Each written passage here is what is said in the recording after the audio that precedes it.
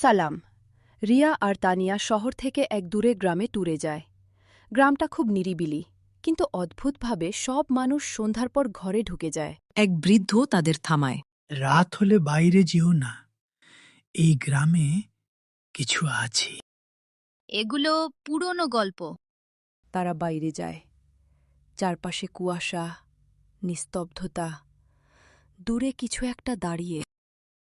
ওটা মানুষ না? হঠাৎ সেটা গায়েব হয়ে যায়।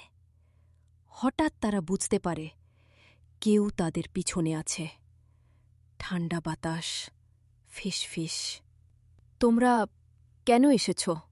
তানিয়ার হাত অদৃশ্যভাবে টানতে থাকে। দৌড়াও! তারা দৌড়াতে দৌড়াতে সকাল হয়ে যায়। সব স্বাভাবিক। সব ঠিক। এই জায়গা আগে দেখেছি।